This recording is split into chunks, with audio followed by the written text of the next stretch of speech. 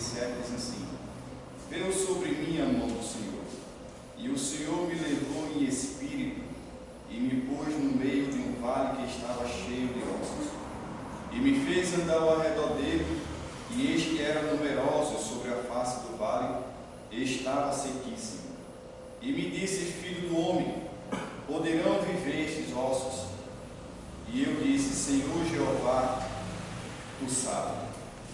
Vamos orar a Deus. Eu peço para o nosso presidente, Edinaldo, fazer essa oração pelo servo do Senhor, para que Deus ele possa trazer a relembrança de toda a leitura que foi feita nesse capítulo aqui, para a glória de Deus.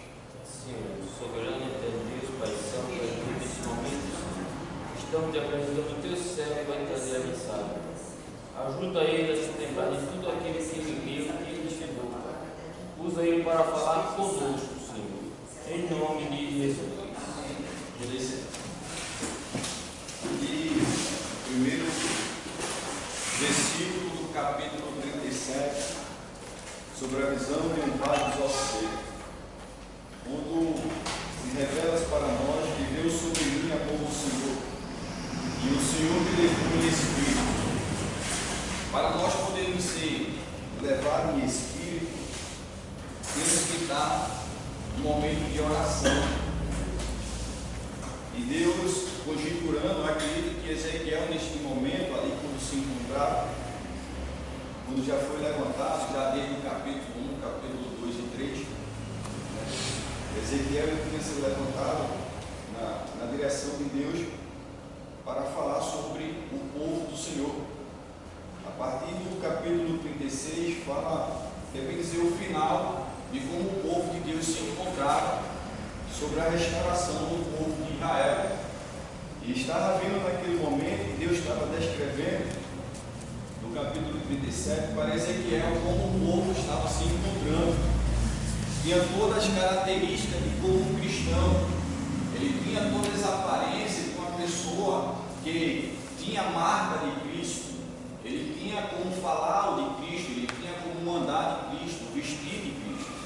Ele tinha como sentar, ele tinha como expressar que Jesus Cristo era na vida dele, mas as suas atitudes estavam demonstrando que Cristo não estava mais nele, porque estava faltando aquilo que? A unção de Deus.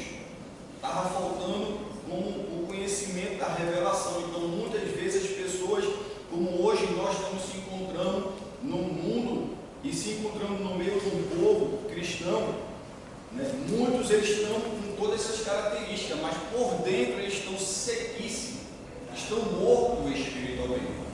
Quando vai pregar, quando vai expressar algo de Deus, você não sente mais aquela unção, não sente aquele impacto, que Cristo verdadeiramente está na vida dele. Hoje eles estão procurando a viver muito naquelas partes tecnológicas e pegando muitas vezes textos, já feitos, mas não está tendo aquele momento de oração e buscando da revelação profunda do Deus Altíssimo. Então o povo de Israel estava sendo repreendido, não só pelo profeta Jeremias, como também o profeta Isaías, mas Ezequiel, para que se reconciliasse com Deus, voltasse a Deus. E nessa lembrança aqui, o Espírito Santo ele me faz relembrar como Jesus, ele tinha visto uma figueira, e uma figueira estava tão bonita, bem bela, mas não estava dando fruto. E quantos hoje na casa do Senhor estão desse jeito, tão bonitos, tão de boa aparência, mas espiritualmente está sem vida nenhuma. E Jesus Cristo naquele momento amaldiçoou aquela figueira, porque não estava produzindo. O povo de Israel começou a querer viver da maneira que lhe agradava. Então hoje é diferente também não, porque quantos hoje querem viver das suas próprias atitudes, das suas próprias modos, dos seus próprios costumes. Ele quer vir para a igreja, mas ele quer dizer assim, de que forma? Eu aceitei Jesus, mas eu vou viver os meus velhos costumes. Então o povo de Israel estava se afastando de Deus.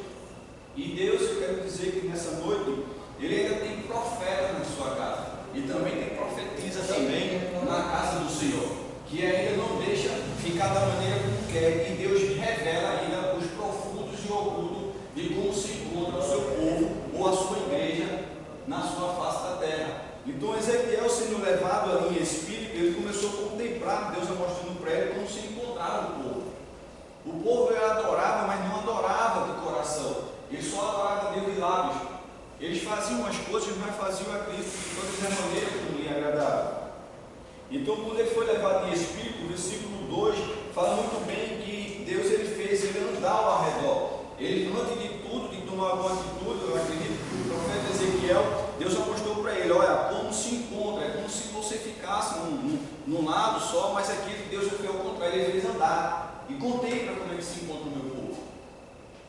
E Ezequiel ali começou Deus a mostrar para ele os profundos ocultos, e começou a mostrar que como cada povo de Deus estava se encontrando na sua forma de adoração e de viver para Deus.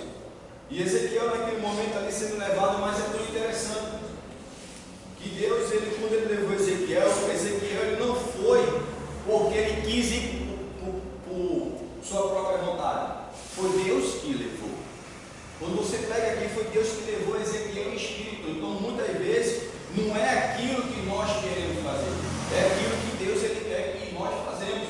E Ezequiel estava ali naquela posição, mas Deus disse assim, ó, Ezequiel, eu vou ter que tirar tudo daqui para tu poder ver como é que se encontra o meu povo, porque é tão interessante. Deus ele não quer ninguém desocupado. Quando ele chamou ali Abraão estava ocupado. Quando ele chamou Josué, mesmo que estava ali desanimado pela morte de Moisés, mas ele estava também para ser ocupado. Moisés também, quando ele foi chamado no capítulo 3 de Êxodo, Moisés também estava ocupado. É tão interessante que Deus ele não chama pessoas que estão desocupadas. Quando Gideão estava ali, estava fazendo ali o amassamento ali do lagar, a Gideão estava trabalhando. Então você pode ver que quando Deus chama um servo do Senhor, a serva do Senhor aqui na face da terra, você pode ver que ele está sempre ocupado. Por quê? Porque Deus ele não vê como vê o homem, Deus ele vê por dentro, ele vê o coração, ele não vê pela aparência.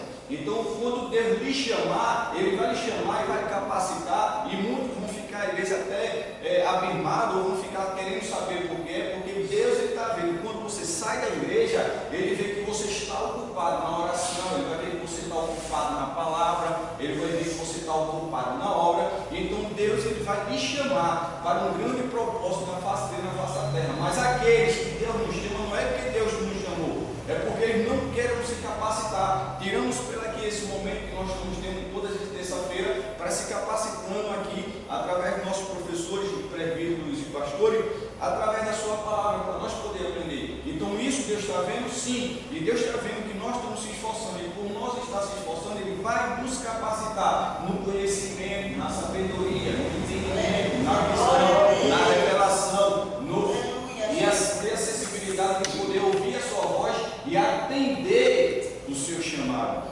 Então, quando Ezequiel ele foi levado para aqui, no versículo 3 vai dizer muito bem que ele diz, filho do homem, poderão viver estes ossos? E eu disse, Senhor Jeová, tu sabes. Não é que Ezequiel, ele não queria profetizar, ele não queria tomar atitude, mas ele disse assim, ó Senhor, isso aí para mim é impossível, isso aí para mim eu não tenho condições. Mas ele disse assim, mas eu sei que eu levando para o Senhor, eu sei que nada se torna impossível, porque a palavra de Deus diz bem claro que para Deus nada é impossível. Nós podemos todas as coisas naquele que nos fortalece. Então Ezequiel, ele nesse momento assim, Senhor, tu sabes, porque ele diz assim, Senhor, eu creio que o Senhor apenas agindo, liberar uma palavra, tudo vai voltar ao lugar. E quando nós pegamos aquela parte que fala do versículo 5, assim diz o Senhor Jeová esses ossos, eis que eu farei entrar em vós o Espírito e viverei.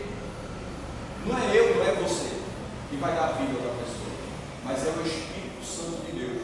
Aí quando fala em Atos dos Apóstolos, capítulo 2, versículo 2, quando houve aquele de repente, e houve aquele momento de oração, houve aquele rebuliço, e ali o povo ele foi cheio do Espírito Santo e batizado com fogo, né, no dia do Pentecostes. E quando nós vamos para o versículo 6, e eu porei nele sobre vós, e farei crescer carne sobre vós, e sobre vós estenderei pernas, e porém em vós espírito viverei, e saberei que eu sou o Senhor. Então Deus estava trazendo vida de novo para o povo de Israel, para o seu povo na terra.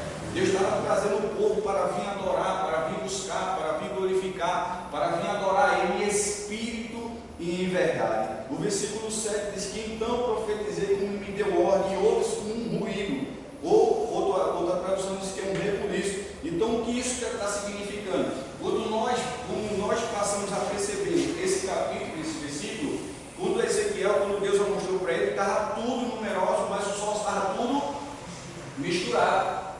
Mas quando ele passou a profetizar no versículo 7, tudo começou a voltar a se organizar. O que já está dizendo assim para mim e para você, através da revelação que vem através do céu, do Espírito Santo do Senhor. Aquilo que está tudo bagunçado, desorganizado, fora do lugar, Deus está dizendo assim, ó, vai voltar para outro lugar, porque na hora que ele profetizou, o versículo 8, e olhei, eis que vieram nele, então assim, tudo começou a se organizar. Veja bem que os ossos por si mesmo, ele não teria como colocar cada um seus devidos ossos, por mais que a tecnologia hoje tenha avançado, a medicina, mas não teria como. Eu acredito que Ezequiel até hoje estava procurando osso para poder encaixar, mas uma palavra. Então o que Deus está dizendo para mim e para você, que nós devemos viver a palavra, guardar a palavra, andar na palavra, porque a palavra é sal, a palavra é luz, a palavra é lâmpada para a nossa vida, para o nosso caminho, para a nossa esperança, para a nossa solução. A palavra de Deus, ele ressuscita, a palavra de Deus,